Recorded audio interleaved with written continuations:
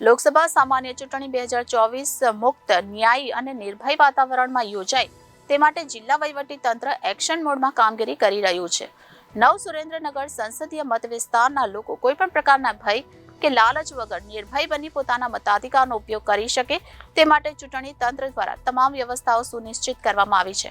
પુરુષ, મહિલા, યુવા સહિત દરેક વર્ગના મતદારો લોકસભા સામાન્ય ચૂંટણી 2024માં મહત્તમ મતદાન કરે તે માટે મતદાન જાગૃતિ સંબંધિત અનેક કાર્યક્રમો પણ યોજવામાં આવી રહ્યા છે. આ જ શ્રેણીમાં જિલ્લા વહીવટી તંત્રના વરિષ્ઠ અધિકારીશ્રીઓ પણ તમામ લોકોને લોકશાહીના આ મહાપર્વમાં સહભાગી બની મહત્તમ મતદાન કરવા લોકોને પ્રોત્સાહિત કરી રહ્યા છે. જિલ્લા પોલીસ અધિક્ષક ડોક્ટર ગિરીશ પંડ્યાએ તમામ મતદારોને અપીલ કરતા જણાવ્યું કે નવ સુરેન્દ્રનગર સંસદીય મત વિસ્તારમાં આગામી તારીખ 7 મેના રોજ મતદાન પ્રક્રિયા હાથ ધરવામાં આવશે.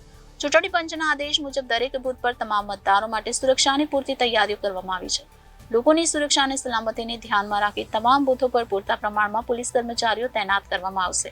આથી તમામ મતદારોને તારીખ 7મી મેના રોજ મોટી સંખ્યામાં મતદાન મથક પર જઈ પોતાના મતાધિકારનો ઉપયોગ કરવા અનુરોધ કર્યો હતો. ચૂંટણી ફરજમાં રોકાયેલા કર્મચારીઓ માટેની વ્યવસ્થા વિશેની વાત કરતા વધુમાં તેમણે ઉમેર્યું હતું કે પોલીસ કર્મચારીઓ ચૂંટણી ફરજમાં રોકાયેલા હોવા છતાં પણ મહત્તમ મતદાન કરી શકે તે માટે તમામ વ્યવસ્થા કરવામાં આવી છે.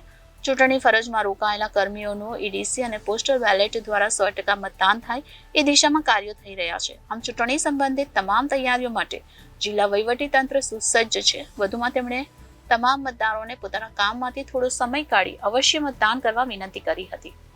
લોકસભા સામાન્ય ચૂંટણી 2024ના ગણતરીના દિવસ બાકી છે ત્યારે જિલ્લા ચૂંટણી તંત્ર દ્વારા જિલ્લામાં મહત્તમ મતદાન થાય તે માટે સક્રિય કામગીરી સાથે ચૂંટણી નિષ્પક્ષ અને શાંતિપૂર્ણ માહોલમાં સંપન્ન થાય તે માટે બનતા તમામ પ્રયાસ હાથ ધરાયા છે.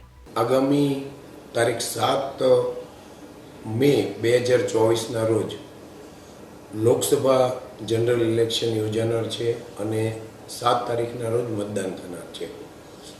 આ વખતે પણ દર ચૂંટણીની જેમ જ ચૂંટણી પંચના આદેશ મુજબ દરેક બૂથો ઉપર તમામ મતદારો માટે થઈ અને સુરક્ષાની પૂરતી તૈયારી કરવામાં આવેલી છે.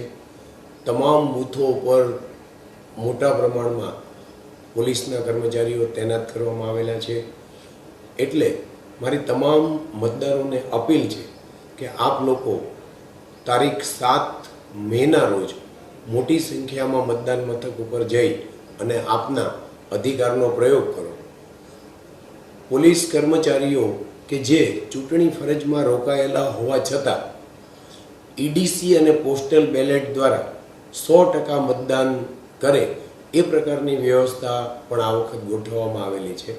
આથી મારે તમામ મતદારોને નમ્ર વિનંતી છે કે આ દિવસે આપ થોડો સમય કાઢી અને મતદાન અવશ્ય કરો. Bureau report Janadesh news, Surendranagar.